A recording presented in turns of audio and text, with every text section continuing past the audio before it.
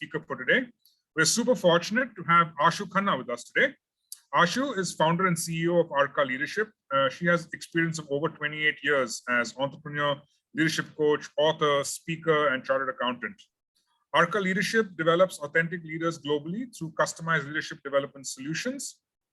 Highly perceptive, warm, and adventurous, Anshul has successfully partnered with many CXOs to reimagine the possibilities and be empowered to design a life of success and happiness.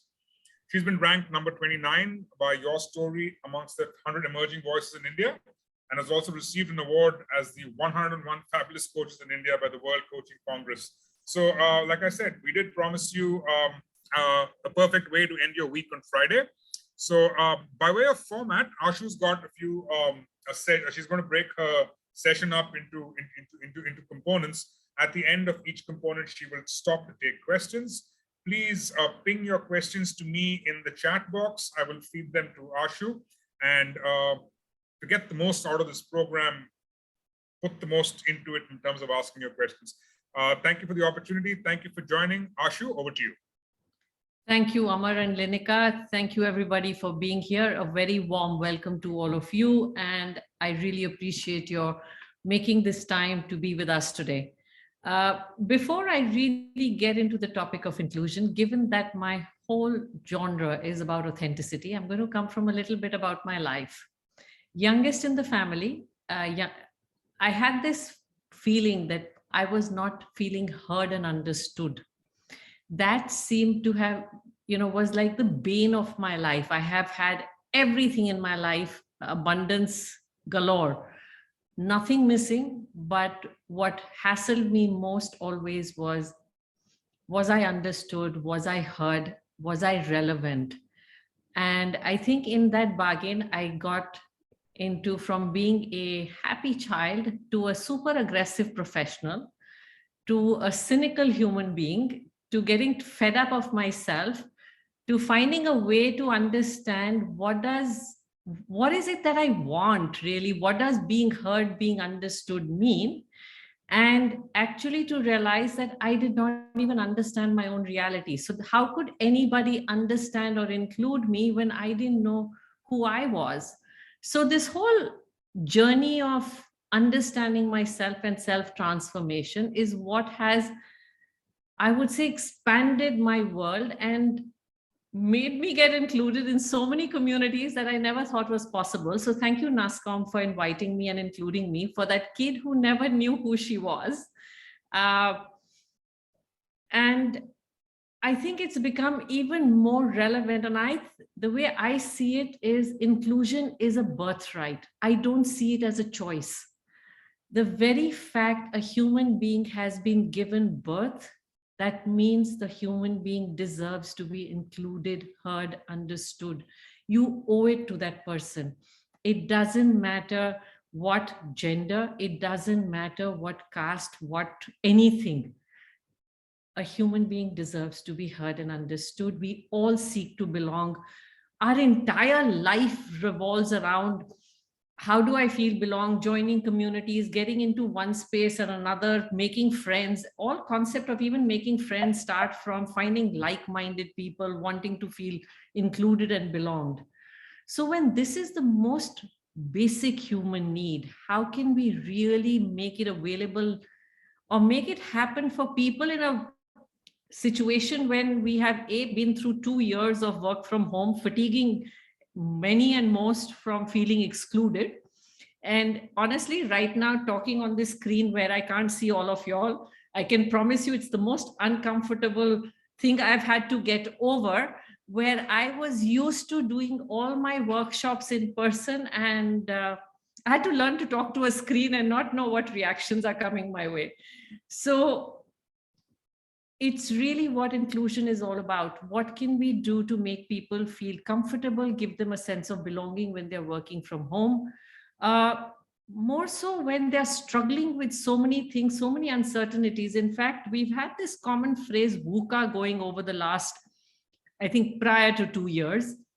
And there is a new phrase that has been coined, or a new acronym called BANI, Brittle, Anxious, non-linear and incomprehensible.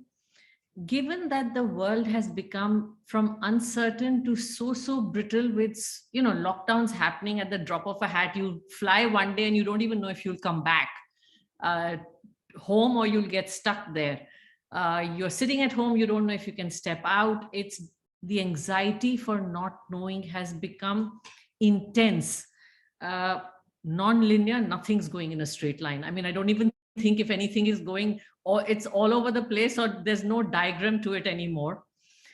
You expect J curves, but no, people are expecting just the waves of the ocean right now. And yes, absolutely understandable, it is incomprehensible. In all of that, how do you feel safe? How do you feel a sense of belonging? How do you feel comfortable enough to add value, to feel relevant? So this is really about all the why inclusions. Now, before I get, as I promised, I will take on questions. So before we get on to the, so we've gone to the why inclusion. Before we get into the types of inclusion, I would pause here if there are any questions. Anyone has a comment as to what is it that would support them today? How can I include your need today to make this webinar relevant for you?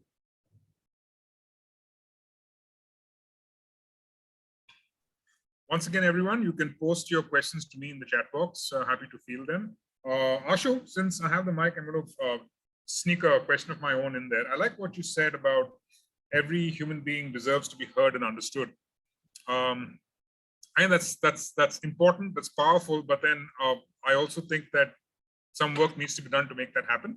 I hope you can address that as part of what you're going to be talking about. Absolutely. So there are various types of inclusion. I'll go on to the next one. There are various ways we can make people feel included. There's social, emotional. Social is the physical, then emotional, intellectual, and spiritual. In the social or the physical way, people come together often on common interests, like trekking, a music group, a book club. There are all these ways where people come together to discuss common interests. Emotional really comes together when there is a sense of relatedness. And that's where friendships often come together, where you feel a sense of relatedness, you can share your heart out, it's safe, you feel trusted. Intellectual goes in the zone of where you're like-minded, your philosophies are similar, you can, intellectually debate about or discuss the same thing, maybe the same political or other ideologies, or it's very ideology based. Spiritual really goes into the realm of finding a sense of purpose. So an organization like NASSCOM comes with a purpose, and that is what gets people together to promote a certain agenda together, a vision together. So leaders really need to work at bringing this together, to first getting the purpose or the sense of common vision together for people. And when people feel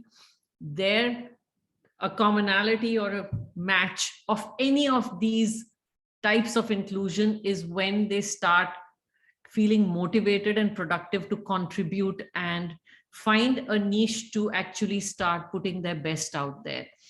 For a leader, what is critical is to understand, where can I find that relatedness or ability to connect with the other human being to make them feel that you belong here and you and I can work together, or you can be a part of this team in the most productive way. Not everybody wants to connect either emotionally necessarily or intellectually or purpose-wise. Sometimes for people, it is, in the early years, especially, your job is more about sometimes money and getting your basic needs satisfied or settled, and which is absolutely fine. Today's generation, I must admit, clearly looks for purpose a lot more. And it's, the way we call it in our Indian philosophy of Ayurveda, that's catching the pulse of a person. Now, catching the pulse of a person requires you to really listen deeply to a person. and to observe who are they being and what is it that catches their interest. So unless I take myself out of the equation, I cannot observe another. Otherwise, my entire focus will remain cluttered with sometimes me and sometimes the other. On the other hand, if I take myself out of the equation as a leader and I focus only on the audience to truly understand what is it that they want with deep listening and observation. So that becomes, the core of first starting the connect. This requires coming to this zone of being an observer and listening deeply requires a lot of self-awareness. Only if I'm aware that I'm bringing my needs in the way, my desires, my ego in the way, will I be capable enough of removing myself and actually listening to the other from who they are. So it's a lot of deep work that goes in, and that's why it's called leadership, because there's a lot of deep work that goes into growing into that zone of moving, being able to empower another and not be constantly focused on your empowerment. I'll take a pause here if there are any questions. They're coming in thick and fast. So we'll start up with Dimple Bedi. I think she had a question based on what you said originally about the sense of everyone has a right to be heard. So she asked, how do we practically make this possible for our employees who are currently working in a hybrid mode? How do we hear them and understand them? So one of the things is, I think very consciously, Dimple, thank you for the question, is really scheduling, making it a point to schedule, whether it is your video calls or whichever way. If everything is virtual, it's really making that effort to schedule. Secondly, every conversation or every meeting cannot be about work. In an office environment, physical environment, we do catch up, at the way it used to be, at the water stand or the coffee stand or somewhere in the pantry, or just walking by, you slap someone on the back, you give a smile, you ask kya ho raha hai. We are not able to do that casual banter anymore. So a casual catch-up evening is really required. How on top of it are you in terms of, what's happening with others? Is there someone just checking in? And so communication becomes critical, and staying connected, making that effort to stay engaged and connected. Thank you for that, Ashu. So we have another question, and this is one of those leadership questions that make me cringe, frankly. This is from Priya. Priya says that inclusion also means breaking barriers. In an organization, there are barriers at all levels. So you talked about taking oneself out of the equation. If that's not happening, how do you make them realize their barriers? Vulnerability. That's the kind of town hall question that everyone dreads. Yeah. Right? So vulnerability is always a challenge. It is about seeing the space there and sometimes making that conversation yourself. And sometimes some people take longer to trust. Can you trust and put yourself out there to make the other person feel comfortable enough to chat and find a common safe, it's like called the low-hanging fruit. You pick a non-threatening, non-controversial, easy conversation or topic to talk about, find a commonality, find your way in little by little. You don't have to go with the hammer. It's all about going bit by bit. Yep, that's helpful. Ashu, can we take a few more if you don't mind? Because like I said, yes, we can. And anyway, these are going to build into the whole thing. So it pretty much builds into the. All right, this is a culture one from Tanmay. How does one strike a balance between a company's culture and you really want to have a culture, a DNA standard maybe? How to strike a balance between the company's culture and one's individual ideas, thoughts, and opinions? So how do you strike a balance between culture and your own ideology? The culture of an organization is what it is. It's bigger than who you are. Firstly, you can't single-handedly change it. If you believe it, you don't fit in it. It's either about talking to others or asking yourself, what about it is making you uncomfortable? And, not every organization values can match with your values. And organization is a mammoth end of the day. It is not possible for everything to match. Look at what works for you. If it truly conflicts with you, then that's a different question altogether. But if it is meeting some needs of yours in that point in times, find people you connect with. Bring people who are like your, with, you know, have your values. So create your, what I call your own little, camaraderie of people who you can find a connection with, to feel to feel that sense of belonging within the culture, which may be slightly dichotomous with you. I don't know if that answers your question. I think that's an accurate summary, because there are enough gray areas for us to need to work around them separately. Niti Mathur says that how can a team that's got a large diversity range, you've got Generation X, Generation Alpha, how can these teams do well from an inclusion standpoint? She says that you talked about deep listening, putting ourselves in their shoes. But when values are different, how do you adapt? Okay. Everybody is there to contribute and move ahead. I think that's the first value system. Let's focus on that. Is it about excellence? What is it that you're looking for out there? If it's about excellence, contribution, when there is diversity is the start point of growth. So if anybody is resisting diversity, you're resisting being uncomfortable, you're resisting growth. It is a place to challenge yourself. It is a place to grow. It is a place to learn how to. In fact, as a leadership coach, I have to learn how to make people from diverse backgrounds feel comfortable with me, because it's not about me. So it's really getting into that space.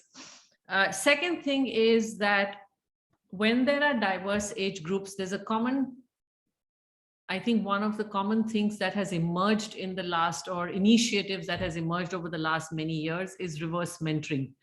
Organizations are taking reverse mentoring into their policies and initiatives to bridge the gap between the new gen, the millennials, the Gen Z, and the senior experience, because there's learning both ways. So there is wisdom and experience when it comes to people with the years of knowledge and experience behind them, and there is innovativeness, youthfulness, ideation when it comes to the new generation. Will you always be heard? No, even none of us, and neither would you listen to anything and everything. So let's be honest about that. I think it's all about really making the most, and fundamentally it is about speaking the language of the client. Think of it as somebody being your client. How can I speak their language such that what I want to say is understood? It's a huge, so communication is one of the most critical tools of inclusion. For any organization, for people to feel included, communication is really on top.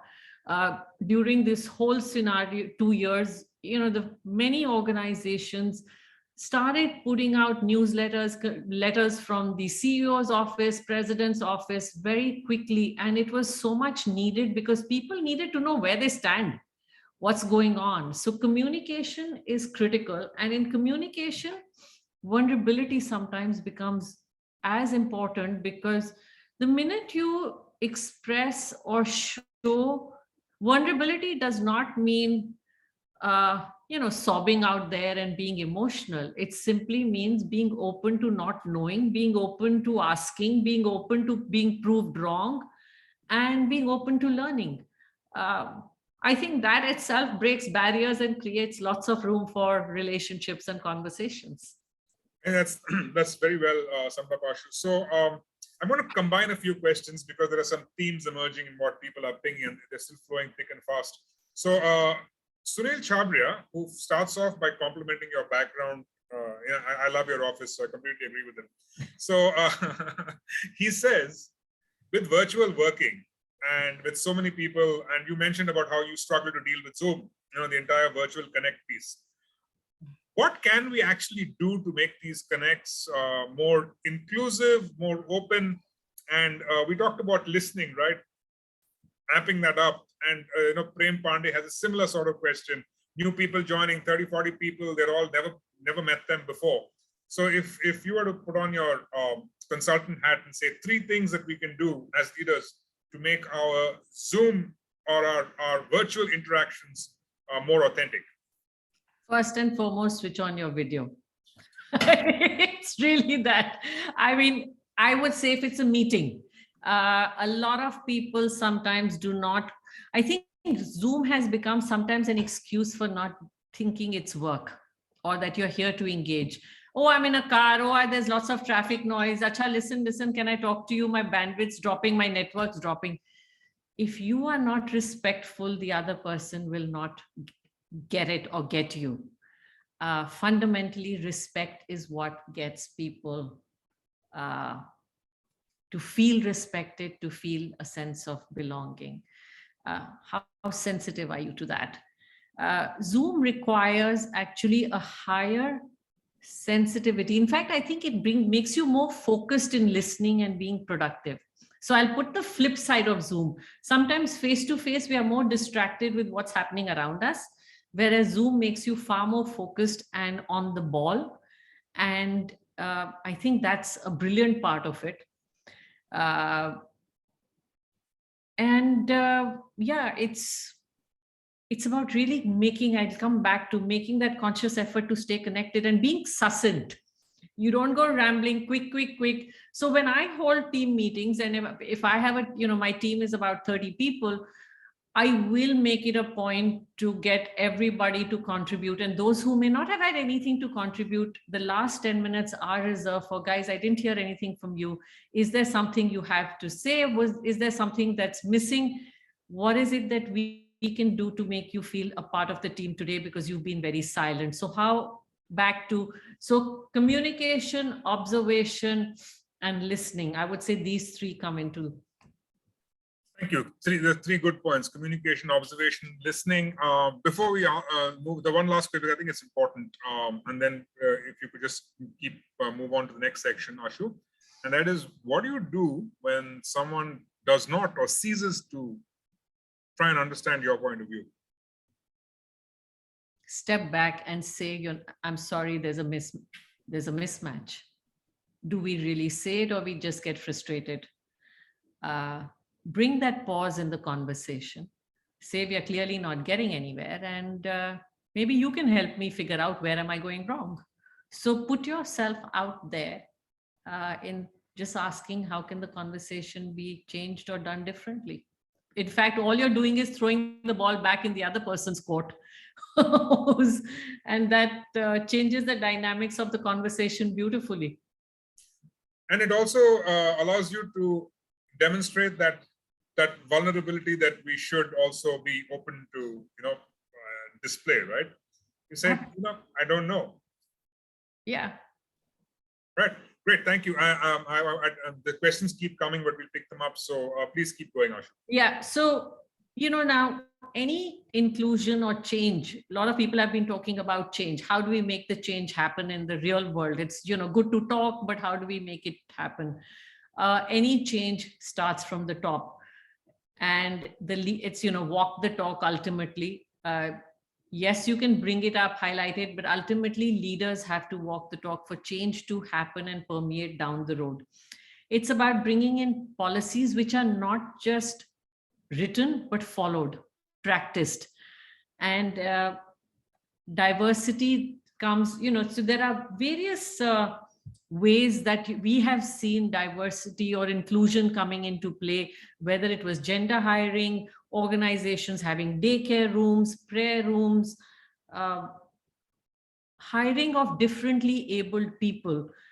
There are many organizations, like a Lemon Tree hires hearing impaired people, Miracle Courier hires, people with different abilities, ITC Hotels, IBM, Wipro, Tata Group.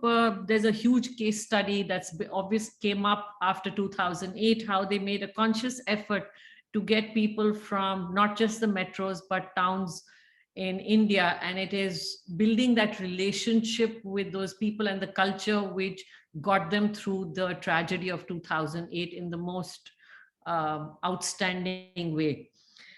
Netflix is a classic example of inclusion. It's experimental. So one of the things we have to be prepared when we are getting into inclusion is the ability to explore and experiment and fail.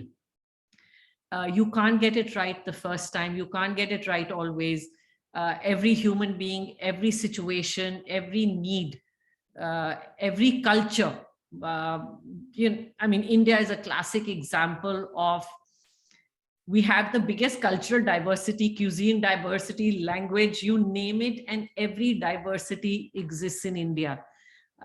For us to be able to practice inclusion, I would say India cannot be a better playground which prepares us for the world.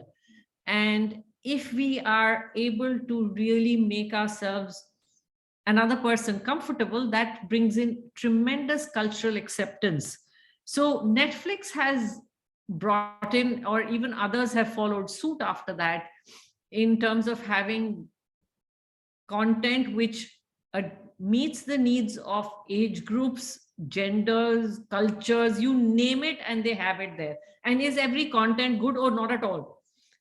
There's rubbish content, there's superb content, but that is how they're getting so big, because their philosophy is, if you're not failing, you're not growing and learning.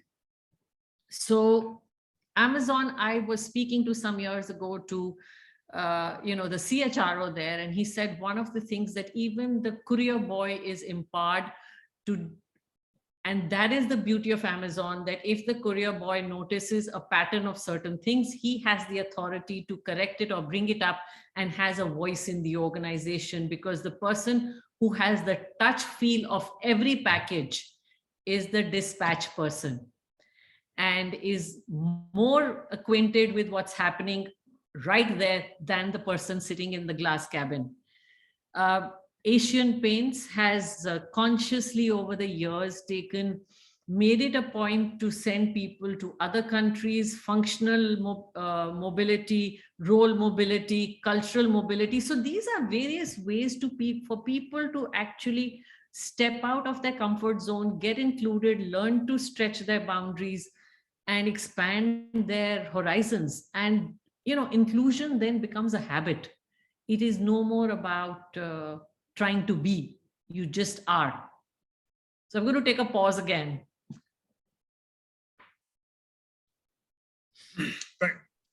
Inclusion becoming a habit. How far away do you think we are from starting to develop those good habits? And reminder folks, please post your questions either in the Q&A window or in the chat window. So there is a report, I'm going to read out a McKinsey report from 2019, which says companies were 25% more likely to have above average profitability because of diversity and inclusion. In 2017, that was 21%. In 2014, it was 15%. So we are clearly on an increasing trajectory. Do we have work to do? Oh, definitely, hugely. But I would say we are moving in the right direction, Amar. Okay, that's good. This is once again, this is Usha, but I'm connecting a few questions. The hybrid environment is here to stay, and I want to address that in the context of you said that at the policy level, policies need to move out of the theoretical and actually be practiced and be followed. So I agree, and I think that we do all the right things, the right intention. But for new recruits who you want to bring them on board, you need them to be a part of your culture.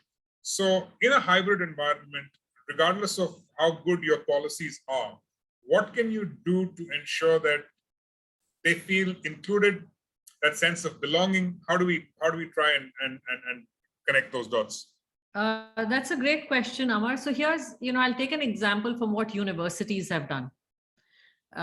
My son is in senior year at Brown, and what they did was they when the colleges, university reopened, they invited the freshers, the first years, the freshmen to come in. It was mandatory for them to the extent possible. Depending on, obviously that year, it was all about visas and, lockdowns and so on, because they knew that the other years had at least experienced the first year of college. So that is one way of it, is making sure that you do bring in the new recruits into, when in a hybrid environment, into the office, so they feel a sense of belonging to the organization. Obviously whoever is the supervisor, manager in charge comes in as well. You bring them. What hybrid requires is you bring them in batches. There is no way to do everything together. You have to sometimes do a morning evening shift and break it up, and then do maybe retreats has always been a concept, but India has so many fabulous locations just a drive away. You don't have to do something big and fancy. Do a quick drive away and you connect. I think the other thing is sometimes where organizations falter is not asking what will help you feel included. How open is an organization to asking the other, and how open is the organization to taking feedback? These two become very critical, because without feedback, you keep going in the trajectory you've planned out and you don't even realize where you're going wrong. So it's just some of the ways. I mean, I would welcome, in fact, here I would welcome examples and thoughts from the participants who are here. What is it that you have experienced as what's worked in terms of inclusion? What is it that your organization has done right? I would love to hear from all of you all, some examples, some sharing, and I think that would be a great way of cross learning, because I would love to add those examples to my life also. So you got your first input from Sunil Chabria. He says that at Target, they have an initiative called Udan to mentor and coach PWD people and to hire them. They did mock interviews and they help them practice all towards improving their employability. And that's a good story. That's meeting them at the point of their need, right? Yeah. Well, thank you, Sunil. Firstly, thank you for your compliment, and thank you for contributing right away. I look forward to some more stories here, because ultimately what connects us is stories. And I hope there are some more storytellers here. I couldn't agree with you more. And for everyone who's listening, we've got 76 participants. So this is your opportunity to share your success stories. Sharing those stories makes us stronger and helps us learn from each other, which I think is hugely important. Back to you, Ashu. So, that's why I shared some stories here. So another story I was reading up is Accenture has Braille visiting cards. I think probably one of the few organizations that has made that effort. So it's really about seeing, which is how can I make more segments of humanity feel included, irrespective of. So it's really just putting the irrespective of. And it is here where innovation, ideation comes heavily into play, because I can't think of all the ideas, I can't think of all the problems. It's only people who are facing those problems, have encountered those problems. So for instance, there's an organization that I got associated with through COVID called Aspire for Her. They started an initiative called Not Alone. It came by from the place of that there were families or women who lost their spouses, loved ones, or the earning member. And by virtue of the fact that there were so many fatalities and people lost an earning member, feeling alone, feeling how do I cope economically, or even sift through the paperwork, the Not Alone initiative was all about trying to find as many mentors amongst all of us as possible to support these women. So it's just picking a need in society. Ultimately, it's really picking a need in society and addressing it and seeing how can I address this need and do something about it? What can I do to bring my skill, my experience, myself forward? And before you know it, you have a community. I think that's very valuable, Ashu. And here's a nice story from Neeti. It sort of addresses your point about meeting the individual at the point of their need. So they have an inclusion program called Vistara. It's a pure mentorship program, especially for women in colleges. And there's a huge gender gap in tech and finance. And they're going out there to those colleges to address that gap at the source, which I think is another great story that we can take and build on. Thank you, Neeti, for that. So yeah, the gender. So I have seen often women struggle with finance and tech. It's just one of those known things that they leave it on the man. It's not meant, should not be. A friend of mine left his job in Standard Chartered Bank purely to address this need in society on educating people on financial investing. Also, there are many people in technology or doctors who are so niched into what they do well that managing their money is not what they can do really well. And that's where it's addressing a need. So it comes back to how can I address a need in society and become a part of that. It's all about, I think it really, inclusion is about giving. If I had to really sum it, it's about giving. What can I give? And when you give, you get. Inclusion occurs. Inclusion about giving. I've written that down. I think that's very valuable. Here's a very nice, heartwarming story from Anshul Gupta. She says that she came in to Bombay from North India at one of her previous organizations, and she wasn't immediately made to feel welcome.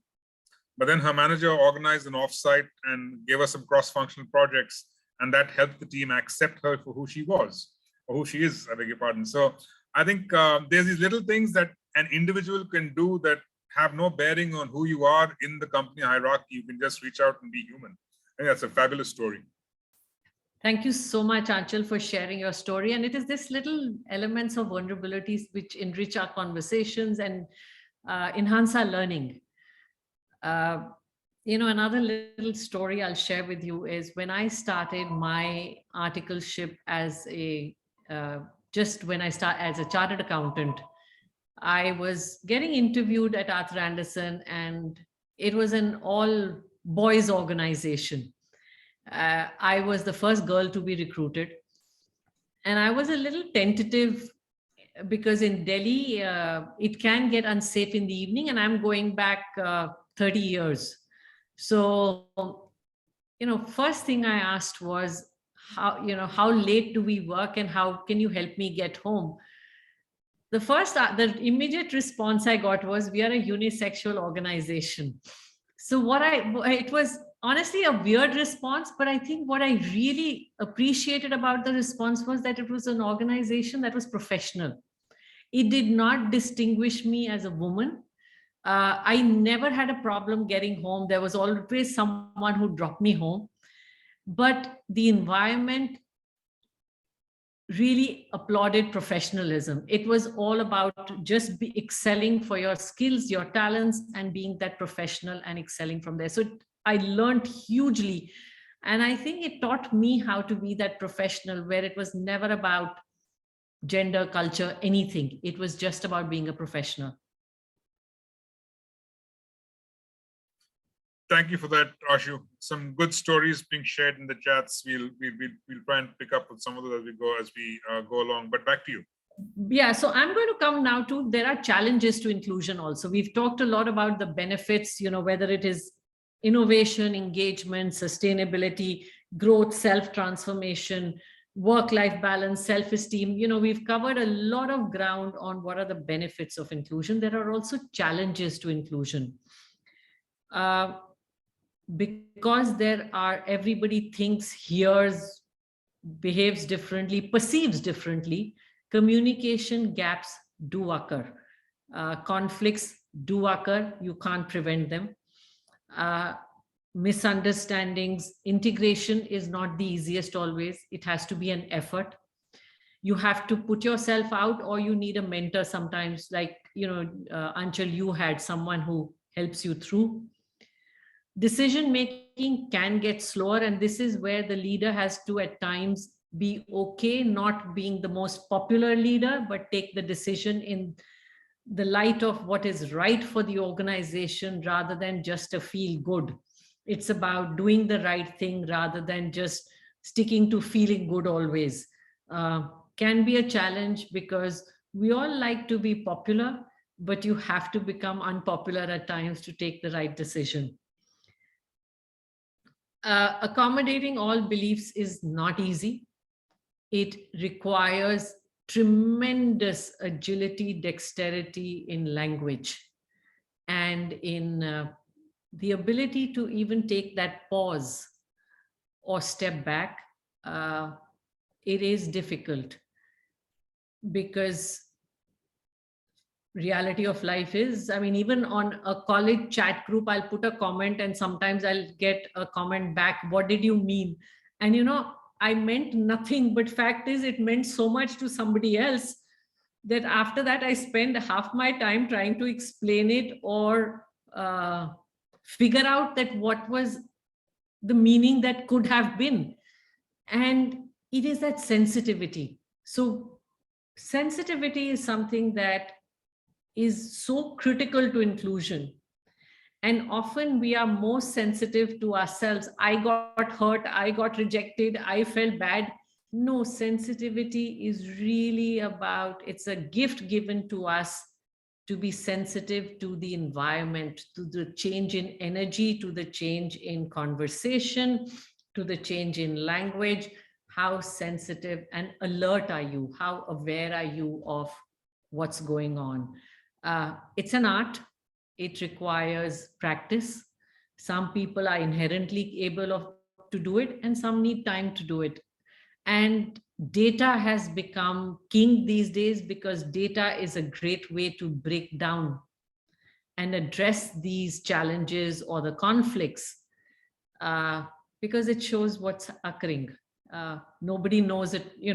And yes, data can also, we've seen through COVID, data can be interpreted every which way. There is no perfect interpretation to data. You can try it all, you can do it all, but in the same family there'll be four people who'll interpret the data four different ways. And and in work from home, when the four family members are living together 24/7, 365, and interpreting the data four different ways, you have to keep the piece going somehow or the other. And I think if there's one thing that COVID has taught us is resilience or silence, either which way. So, yeah, you just have to sometimes go with the flow and shrug it off. You can't get it all right, and it teaches you. So let me ask you a question. Because you talked about being resilient and shrugging it off. So the anonymity of technology and the YouTube platform and Twitter and the anonymity of it, has it made people more sensitive or less tolerant? Because we do spend a lot of time explaining ourselves, right, for the most innocuous of comments. So, okay. I think anonymity has given people the liberty or the freedom to say what they want without necessarily getting exposed. And it is up to us to filter those and address those which are relevant. And sometimes that's why I say shrug it off, let go. You cannot please everybody. If we look at like the first 6 months of COVID, where nobody knew what's going on, nobody knew what's right, what's wrong. Even, over the 2 years, a lot of data has got collected. There has been some hit and trial practice. There is some people have had time to soak up what's happening, and therefore we are at a different place now. But the first 6 months, you had to fly by this, you just had to take decisions because sitting back was not an option. When sitting back is not an option, taking decisions in an imperfect environment requires you to trust your gut, to pull in experts, and that's where inclusion comes in, and having the leader really understand, I cannot do it all in such a brittle, dynamic environment. The environment is like shifting sand. It was literally like shifting sand. You have to rope in the experts. and you have to get to your gut to take the answer, because someone has to shoot that decision out there. Sometimes you can really just go with your conscience, and whoever I spoke to, whether it was a leader or a CHRO, ultimately it was about, can I sleep with the decision I've taken? And it was therefore just a gut decision. You cannot, and can I just pray and hope that whatever decision I've taken is for the best of all and I get it right? Uh, there is no other way beyond a point. You can put your data, you can do everything, but Amar, we all have a gut instinct, and that's what we have to learn to use most of. So, as you work with leaders, as you coach leaders, in your experience, how easy and how difficult is it for them for any leader, a strong leader, to say, okay, you know what, I don't know the answer, I'm going to call in an expert because this is not in my wheelhouse. Are you finding leaders more open to doing that, or? So I will put it as, there are two types of leaders. There are those who will always insist they know it all and want to do it all. But there are, I think 2 years, many people have got beaten down. But I think the more you are at that leadership level, the more you realize that you cannot grow and sustain unless you're inclusive. You can see, it's like you can, these ultra human races and all, there are all very few who do it. But there are those races where a relay race will always make you go a larger distance than a marathon or an ultra human. Those are an individual endeavor. It's all about, are you in a relay race or are you in an individual marathon? A relay race will make you travel a longer distance. And I have seen that from a coaching standpoint, I think the fact that the industry has exponentially grown over the years is testimony to the fact that more and more leaders have become open to being vulnerable. Second thing is, organizations are internally, over the years, I have seen them provide counselors and coaches and all kinds of techniques, all kinds of support mechanisms to actually help leaders, as well as not just the leaders, but even the teams below, manage stress, manage change. So coaching is not limited anymore to the leadership band. It has permeated downwards. Because of economics, it may be done in groups or different ways of panning an initiative out, but it is definitely offered. Are they more open to calling an expert? So I'll give you one of my clients who came in to me, get coached. His whole start point was, I was very successful till now, but at this role position, I find myself struggling because it's not just about getting tasks done. It's about empowering and making people do what I need to do.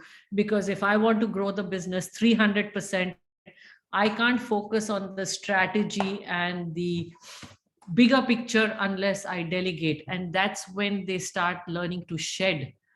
And I've seen that you can work with them, because those who are driven with wanting to succeed and grow, and I make this caveat, those who are driven with wanting to succeed and grow will look for a way to succeed and grow. And even if it means going around the bend of themselves of it and seeing, what am I doing wrong? But when you start, Amar, one of the things when you start working with a leader is not about making them feel wrong. It's about, in fact, making them see what is it they're missing from their strengths, which they possibly either overarched or underutilized. So you are actually just a mirror. You are not here on judgment as a coach. And it doesn't take them long at all, because how sharp they are, it doesn't take them long at all to pick up the fact that they possibly miss something in themselves, which they could actually have, which they've been doing in many scenarios, but just missed it now. So I have a question that's based on some of our personal experience in working with women leaders across industries. There's a distinct feeling among some of them that women leaders are under more pressure to not appear vulnerable, because vulnerability, when it comes to women, there's a school of thought that says that vulnerability is used interchangeably with indecision. So is that something that's real? Is that something that needs to be addressed? Do you see that? So I think what I see with some women, and I can't obviously generalize here, what I see with some women is, I think that really, what should I call it? They don't necessarily brand themselves or take that hard call. Are they too caught up in being liked? And I think that is systemic, because often a woman falls into the trap at home of being, the mother, the wife, all of that, and you're all about accommodating everybody's needs. If you're carrying that same accommodating everybody's needs into the workplace, even at home, you don't need to actually, because you go batty trying to accommodate everybody's needs, and there is no reason for you to wake up at the age of much later in life and say, oh, what about me? You need to speak up and question your beliefs, that why am I accommodating everybody's needs? Am I seeking everyone's acceptance? Am I trying to be the populist here, or am I just scared to fail by taking a decision that may be wrong? There's no perfect answer to any decision. You just have to take it. And even indecision is a decision, you see. That is what they don't understand sometimes. I think I'll harken back to what you said, right? The environment is imperfect, so there cannot be a perfect decision, right? Yeah. At the end of the day. All right. So before we keep going, and just a reminder to everyone, we are at the top of the hour, 30 minutes to go. Keep your questions ready, keep them coming. Before I hand back to Ashu, one last question, Ashu. I love the way you gave us 3 points for the previous question, so I'm going to ask you for 3 again. 3 ideas to help a large organization. We're talking about many of us here represent large organizations. 3 ideas to help a large organization create a more inclusive culture and create a sense of belonging. Okay. So first thing would be to educate the entire leadership team. It has to be across board. It can't be just silo based, because it will fail. You can try it in one, but it has to be across board. And it has to be, second thing is, policies have to be actioned. It's not a book thing. It's not just to look. Third is, you have to be open to feedback and failure and changing. So if I had to really put it down, yeah. Thank you. So just to summarize for everyone, educate across the board, cannot be siloed. The policies real and they need to be implemented in real life, and you've got to be open to feedback. And I think that probably sums it up very, very well. So there is a common saying, Amar, culture eats strategy for breakfast. You got your culture wrong, you got your strategies going to fail. You're done. So you have to get your culture right. I agree. I wrote about that some time ago. It's a very common one, which is... It's one of my favorites. What can I say? Back to you, Ashu. And once again, folks, reminder, please keep the questions coming. So I would ask you here, what has been, Amar, your most, where have you seen inclusion happening the most, or where have you seen it not happen at all? Any story from your end? Stories from my end is so we have a PWD empowerment program called Udaya, and so we train people with physical disabilities. We train them for employment, give them employable skills, and then we try and hire as many of them as we can. But then so we get first rights. But so this big story from me that I will stick in my head was in the cafeteria. One of these young ladies who had calipers. She was sitting down, she slipped, hit the ground. There was pin drop silence, and then everybody dived forward to help her. Her able-bodied friend, she'd been absorbed by them, holds up her hand and says, stop, she needs to do this by herself. So this kid picked herself right up, her friend dusted her off, and they went back to eating lunch. That was one of these, tear in the eye, aha moments, because I said, the friend knew what she wanted. She wanted her dignity and she wanted her own agency, and didn't need 100 well-intentioned good Samaritans jumping right in. And I think that that always sticks with me. That is very powerful. Thank you. Yeah. If there's a thing that I will always put out there, it's what Madeleine Albright said. There's a special place in hell reserved for women who don't help other women. And I really think that women can do so much more. So when I'm working with senior women leaders, I always ask them, so what's the gender ratio of your team? And that's always that one question that annoys them so much that they don't want to talk to me for a week. But the point is, we've got to see a lot more of that happening. So that's one of my favorite calls to action, because I think if every woman decides that she is going to empower one more woman, you're not going to have that 3% problem anymore. Because I believe from a male perspective that women are over-mentored and under-sponsored. It's very easy to say, you know what, be like me. That's what we need to do. But you're not really opening doors. So I think I'm all for women sponsoring other women. Thank you so much. I will thank you. On behalf of the women lot, I will say thank you to you. And I completely agree with you. I think if we don't hold each other's hand, it doesn't mean the men can't, but why not each one of us for the other? So coming back to now, we have done, if we really look at, I'm going to share a video here. 1 second. Wait, I have to go share screen. Sorry, bear with me.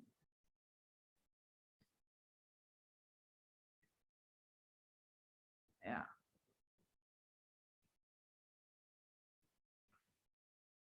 Yeah.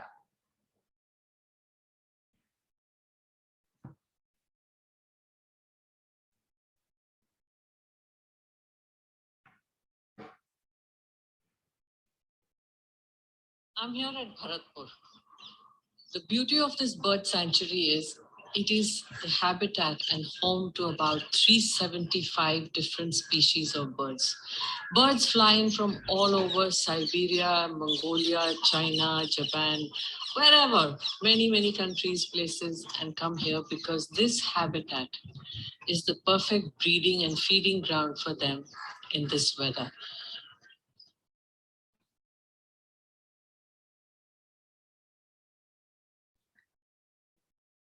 So I was in Bharatpur just last week, and I shot this video because I was so inspired I'm always inspired by nature.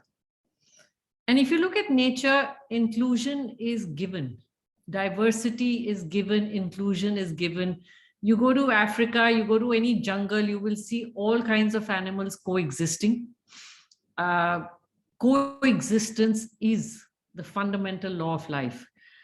In Bharatpur, there were, as I mentioned, 375 varieties of birds, and it was a delight. And that is what, when all of us step into nature, whether I'm looking at the diversity in topography, trees, flowers, the animals, whatever it is, it makes our heart sing. It really makes our heart sing. What is it that prevents us from embracing diversity and bringing inclusion into our life and making our heart sing at all times, rather than trying all kinds of ways to not make it happen? And I would love to open the floor here to ask any of y'all, what do you think prevents us human beings from being inclusive?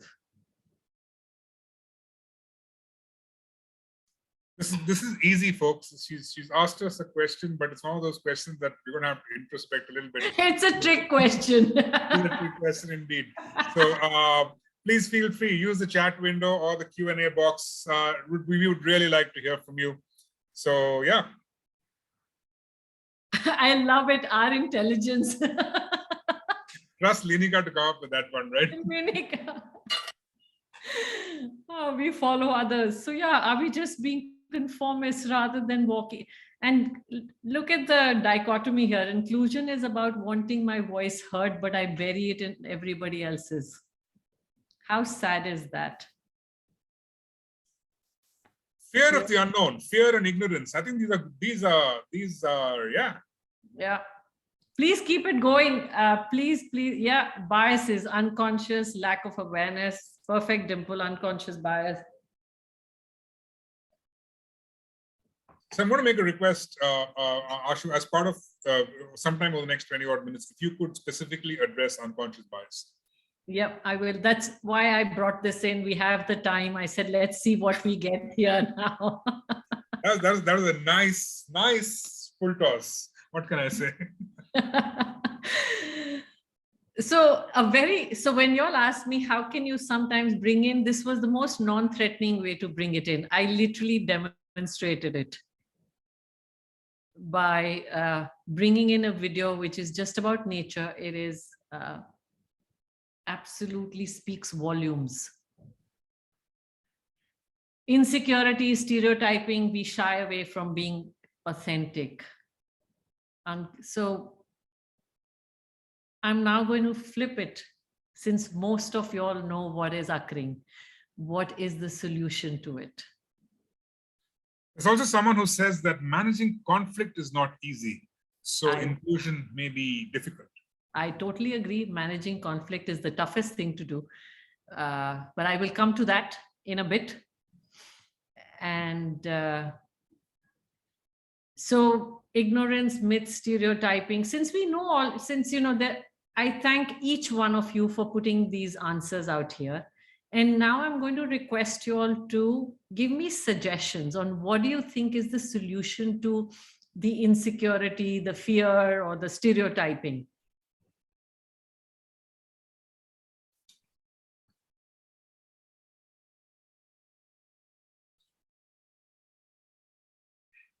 It's easy to state the challenges. It's harder to be a part of the solution.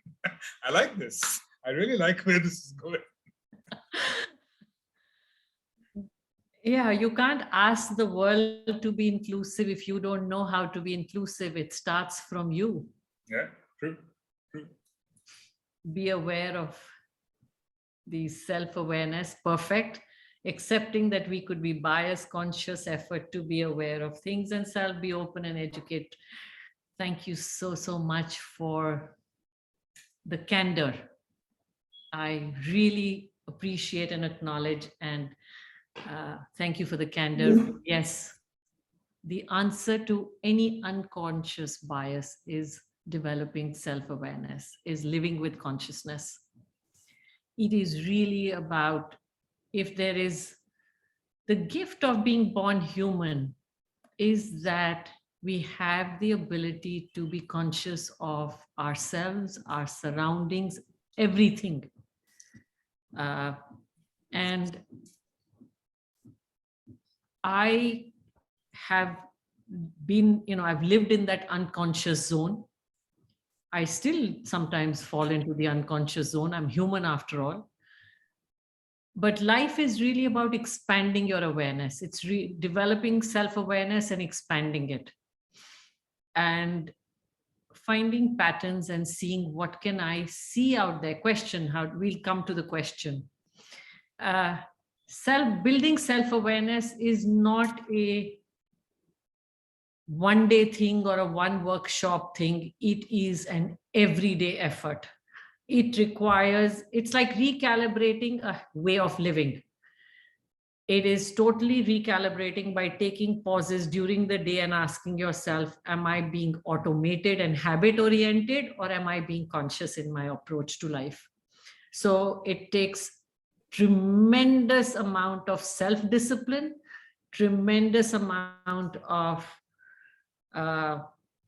effort to bring that into your being and actually want, because when you want that respect and happiness, you have to start by giving it.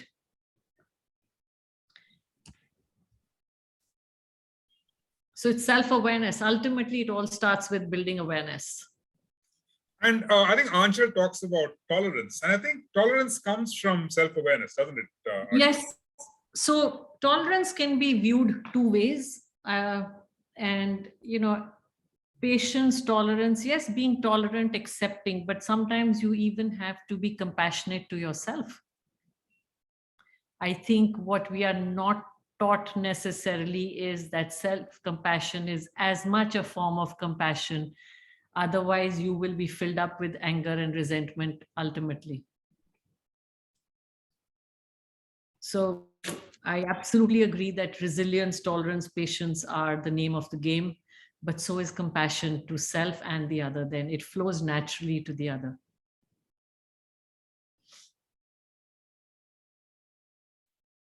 Conflict. The question on conflict. So firstly, I think the biggest mistake, and I would put it as something that I have also learned over the years, I disliked confrontations. I would always find it very challenging and I would avoid conversations that were uncomfortable. But what I learned over the years is that conflict is nothing but a difference of opinion.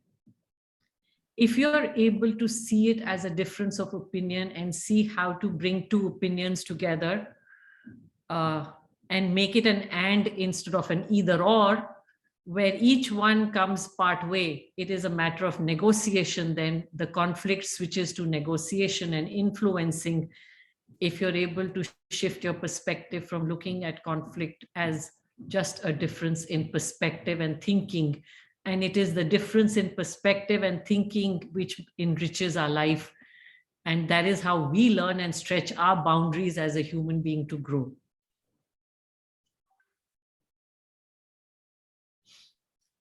Wow, conflict. I think that's top of everyone's agenda right now. I think if I could request you to take Adish Mehrotra's question, how do you stick to being authentic in the face of societal reactions? That you will be treated differently or even ill-treated because of biases. And he calls out specifically, I think this is why I requested to answer this question, is because he specifically calls us out with regard to the LGBTQ members of our workforce. So would you shed some light on that?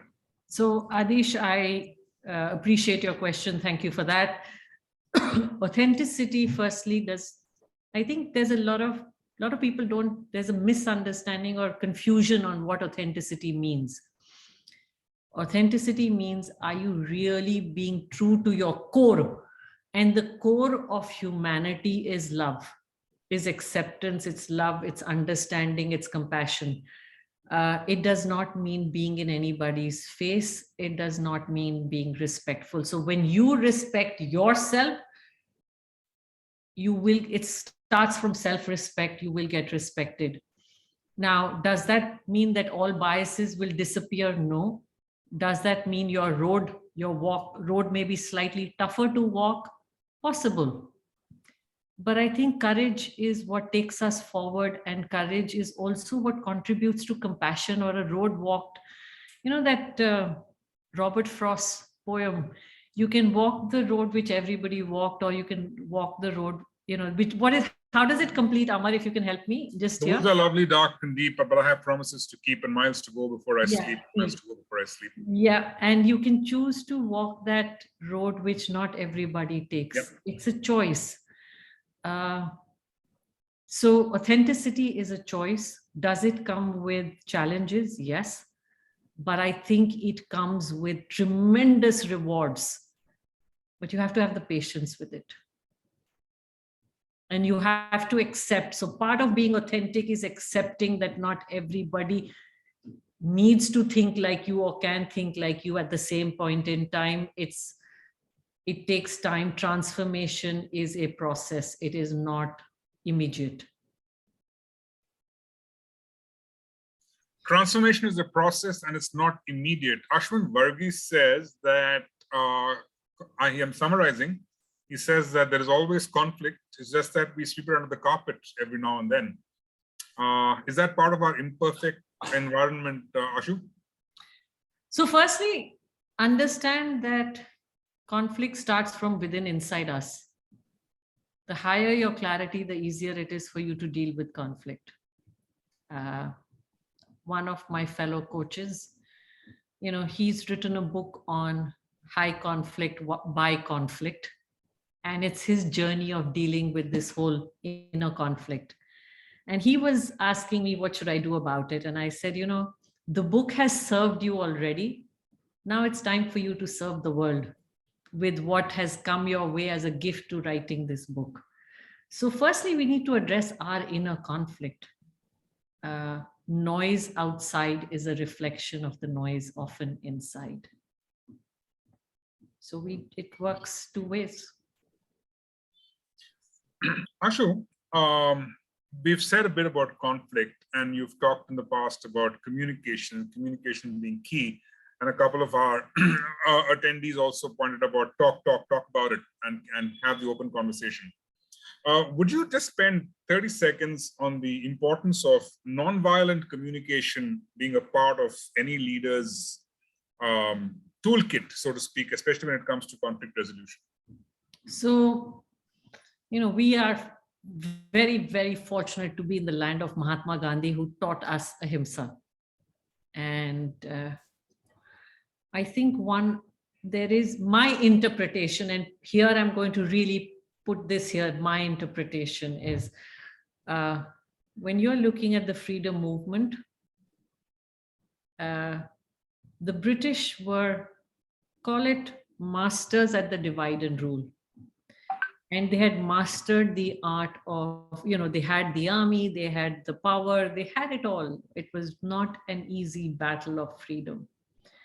What is it that India had in its favor is the ability to unite in the numbers. And what Mahatma Gandhi did was accepting that. So here is what conflict means. I accept where I cannot compete or fight, and then I go from a position of strength. So it is really about not just headbutting, it is about using your strength. And if you look at the Salt March, if you look at the Khadi movement, all of them, non-cooperation, were about going to the masses and starting a movement to unite the masses towards this whole movement of India's freedom. And that creative thinking occurs when you are silent inside and listening to that inner instinct, the inner voice that guides you on how to handle something without violence. Because ultimately, I come back to our core is love. Our core is not violent. It is our ego that makes us violent and angry and anxious and all of that. Wow, I love that. I'm going to, just for fun, connect Gandhiji's strategy with Sun Tzu. And Gandhiji knew the enemy. Gandhiji knew what Indians were capable of, and therefore he knew we were going to win ultimately because he refused to play them at their own game. That's classic deep strategy. I love it. Yeah, you don't play at their own. See, it's like even if you see this movie 83, Indian World Cup. Yeah. We were the underdogs throughout. Nobody expected India to win the World Cup.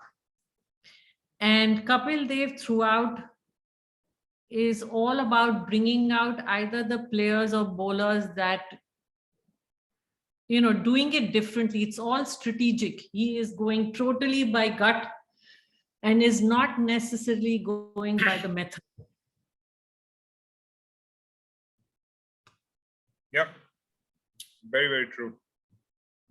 Very true. Just a reminder for folks, we have less than 10 minutes to go. I really do not know where the last 90 minutes meant. So please put together your questions quickly for Ashu. Ashu, I'd request you to, if you could, just connect a few dots for us. There's so many things. I've made so many notes that, but I don't want to spoil that. So a reminder for everyone, we've got 8 minutes to go. Please have your questions ready. Let's feed them into the wonderful Ashu Khanna, who's really, it's just been a fantastic, I did promise we're going to give you the best way to end your week. So back to you, Ashu. Thank you. Thank you so much, Amar, for that very generous acknowledgement. Firstly, I want to thank Leah for putting the poem out there. Yes, I think in that moment I was forgetting the lines. So thank you so very much for that. You know, I'll sum it up is I don't know how many of you all are familiar, since I don't know your age group and so on, but this movie Sholay is an epic movie, at least for my time and generation. It's epic. And it's epic because it brings together the drama, the tragedy, the romance, the humor. There is wit. There is, I think, every element, the splendor, the extravaganza. There is every emotion that's been played out there, but yet it's been beautifully stitched together. It is that stitching together which a leader needs to learn, because you will always in life have all these emotions playing around you. You cannot escape them. And it's about making friends with those emotions and understanding that those emotions are just expressions which come and go. So if I had to really sum it up, I think the three, since we are in all about threes today. It's a number. It's your number today. And I shall give that number to you. Diversity is a given. You resisting it is your ego coming in the way. It's a given. Secondly, you have to therefore start with, listening and respecting diversity. It starts with you at listening and respecting and being sensitive. So the three really are listen, respect, and be sensitive. If you do these three, because that's where awareness gets cultivated, you will develop the awareness to be more inclusive, to get included, or to be inclusive, and get, either which way.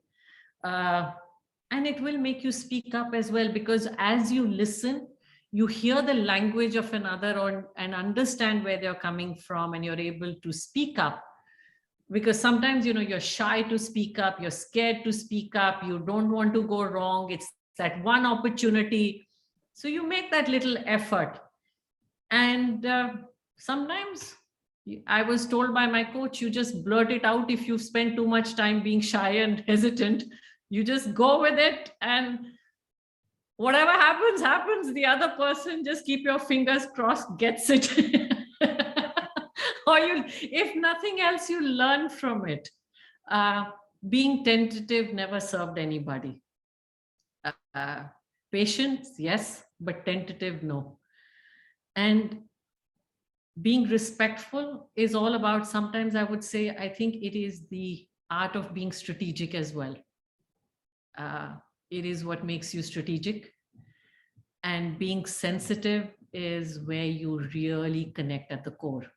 And that's what humanity is all about. Can I connect with you at your core? Everybody is wanting that connection. And whether it's virtual world or whether it's the face-to-face world, the world is ruthless to 7 seconds of connection.